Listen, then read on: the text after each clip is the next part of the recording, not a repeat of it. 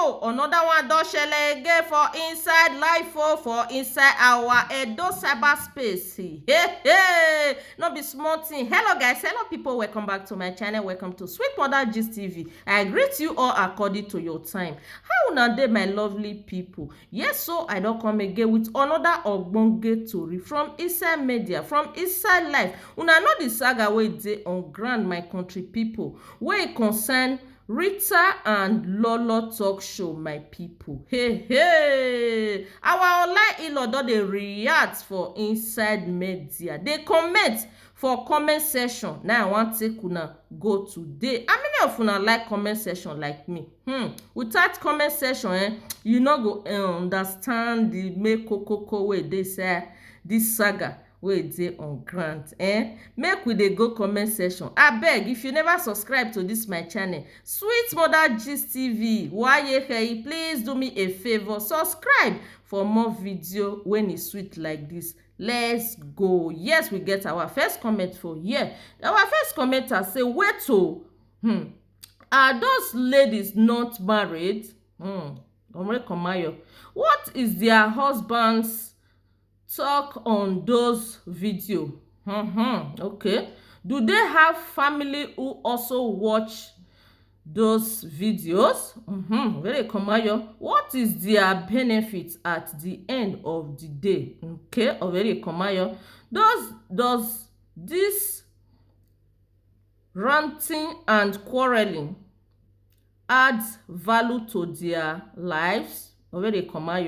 What impression would their kind have year later after watching those videos?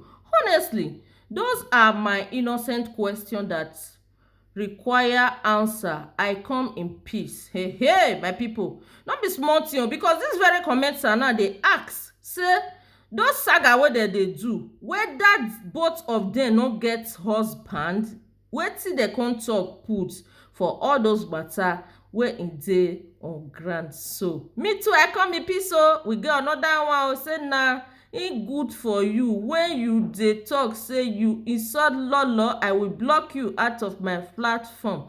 This very comment wey pass, so e dey refer to Queen Rita. Say Queen Rita dey talk am those days say, if you talk to Lolo for my platform here, I will block you out of my platform. So that comment don pass. We get another one for here, my people. Yes, I support that swear. IGF, anything she is saying about you is not true.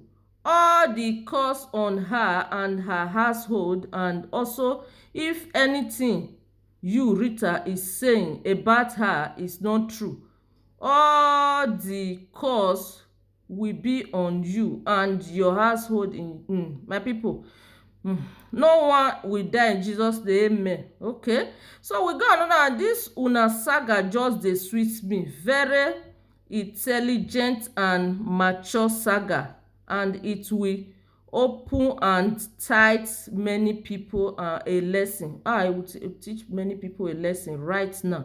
Rita is leading with many points. Okay, another person Uwa Abiwaila says Omofo say Lady Monica was right in most of the thing she said about Lolo. Hey, my people, I tell una say comment section na the koko wey dey inside this saga, na e dey, my people. Because if you no go check wetin people dey react concerning this saga wey dey on ground, wetin people think about the saga, you no go quick understand am. E go be like all those many talk na noise. But if you come go comment section, you go know the thing wey be say dey happen for inside, you know, the inner room wey e dey, my people. So this very person now wey come drop this thing, dey say Lady Monica was right in most of the things she said about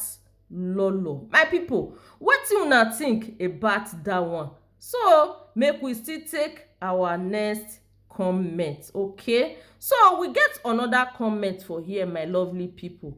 Naim, good for you when you dey talk, if you insult Lolo for my platform, I will block you.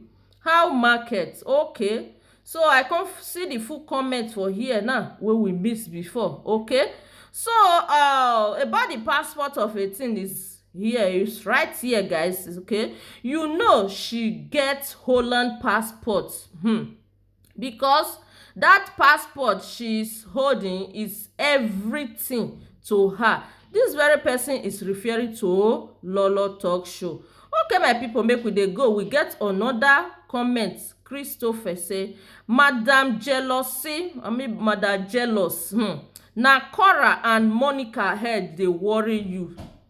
You cannot make any friendship in peace, always on the new sabi una when pepper Monica when una dey Dion party, but now Monica head don catch una. Okay, wetin una think about that very comment? That very comment dey tell una say the time wey Dion Osage host dem for party, that time for Spain, be na Barcelona that time. E say as dem come back, dem come bring their word, dem come dey use am dey pepper dem. So na that very comment na be that. So Favour Silva say, forgive each other. Wow, Favour, you make my day. This is the really point of the whole matter, say make dem forgive each other.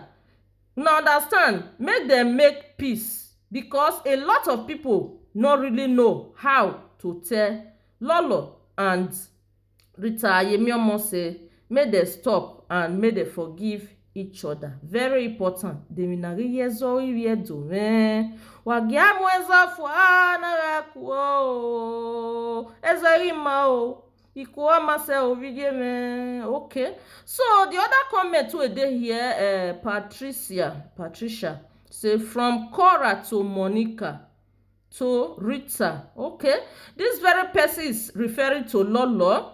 He say Lolo from Cora to Monica, from Monica to Rita. That is the saga on ground. That is what this very commenter is talking about. Me, I believe the saga e don too tey for ground, because Aiga wall ne, e go call dey too much. Wetin dem no suppose talk, dem go call dey talk am. Me, I prefer say make dem take this issue out of social media. According to this very comment, Favour Silva say make dem forgive each other. Yes, that is what our Lord Jesus Christ says. Forgiveness is the key. When you forgive somebody, you go get free spirit, you go get free heart.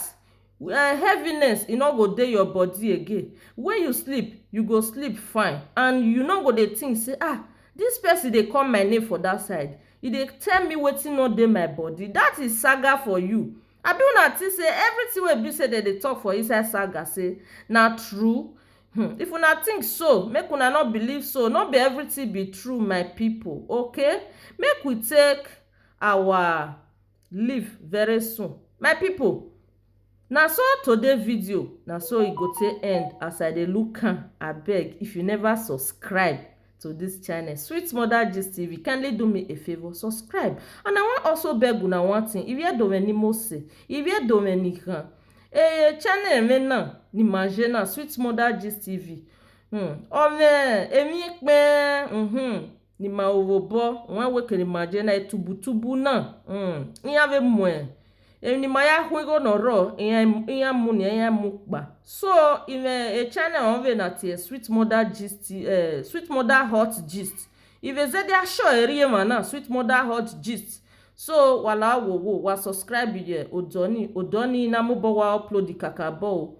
Okay, wala wa subscribe ye Sweet Mother Hot Gist. Thanks so much for watching, everyone. See you guys on my next video. I love you all. Bye.